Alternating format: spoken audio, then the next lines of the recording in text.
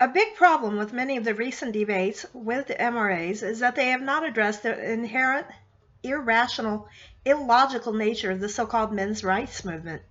I recently put my college debate team experience to work online against a slew of them and showed them for the emotional hysterics that they are.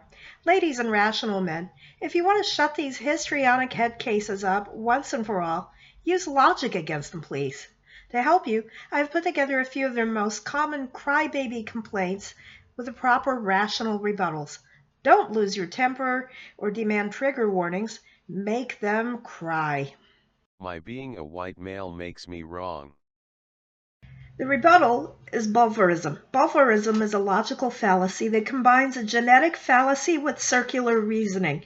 It assumes a speaker's argument is invalid or false, and then explains why the speaker is so mistaken, attacking the speaker or the speaker's motive. What people did to you in your past make you bitter and angry.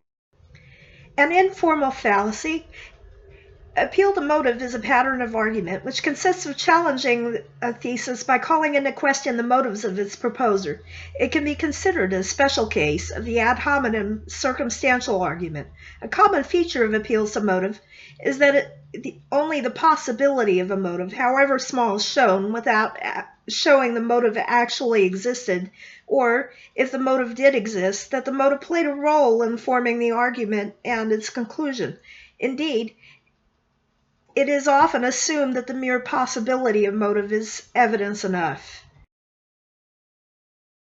You are out to castrate all men because you hate men.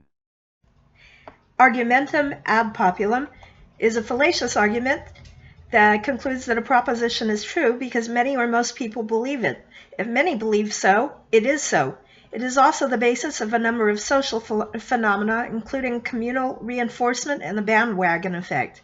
The Chinese proverb, 3 men make a tiger, concerns the same idea.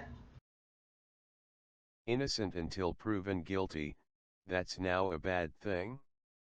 How is innocent men going to prison not a legitimate concern? The fallacy here is called post hoc, ergo propter hoc. It is a logical fallacy of the questionable cause variety that states since event Y followed event X, event Y must have caused event X. Post hoc is a particularly tempting error because temporal sequence appears to be integral to causality.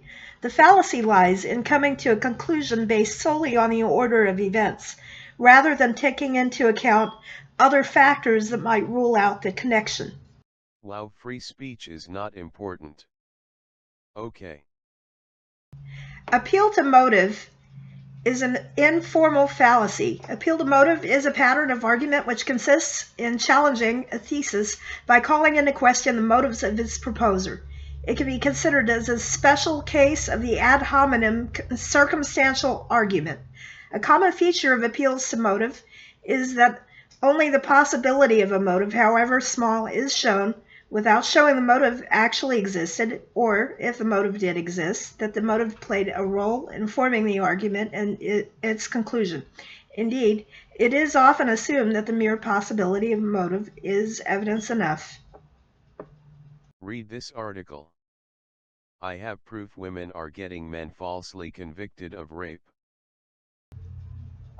Two fallacies actually occur in this situation. The first is the formal fallacy of misleading vividness, anecdotal evidence describing an occurrence with sufficient detail to permit hasty generalizations about the occurrence. It may be used, for example, to convince someone that the occurrence is a widespread problem.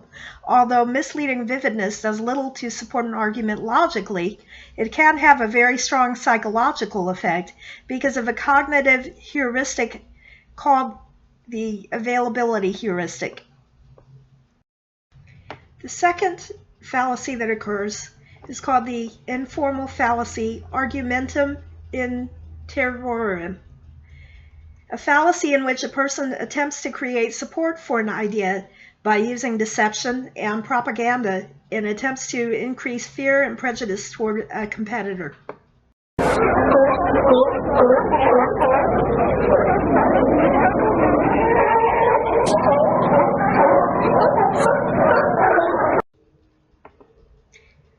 Argumentum, Verbosium, ad nauseum, or proof by intimidation is a jocular phrase used mainly in mathematics to refer to a style of presenting a purported mathematical proof by giving an argument loaded with jargon and appeal to obscure results so that the audience is simply obliged to accept it lest they have to admit their ignorance and lack of understanding.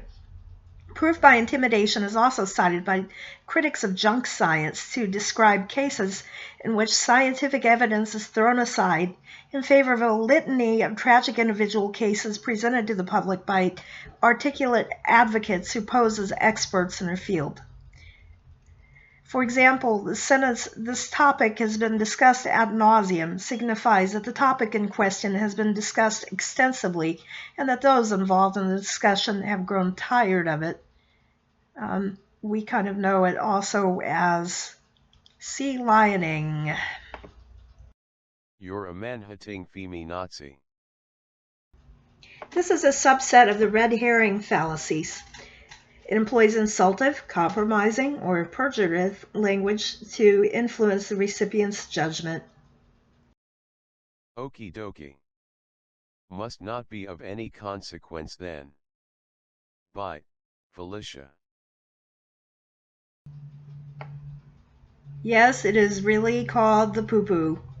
It is a fallacy in informal logic that consists of dismissing an argument as being unworthy of serious consideration. Scholars generally characterize the fallacy as a rhetorical device in which the speaker ridicules an argument without responding to the substance of the argument. So by using logic, knowing the rules of the game of debate, you can expose the men's rights advocates for the sad little irrational crybabies that they are and win any kind of a debate.